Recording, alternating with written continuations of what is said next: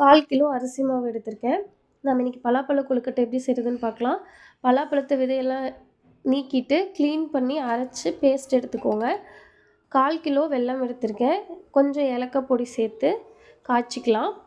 1 cup துருவின தேங்காவை நான் இந்த பேஸ்ட்டோடு சேர்த்துட்றேன்.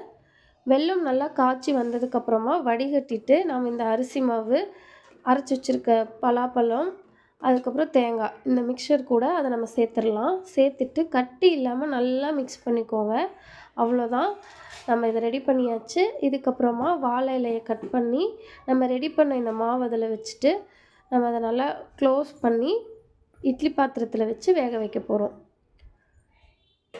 நல்லா வேக விட்டு எடுத்துட்டு சர்வ் பண்ணுங்கள்.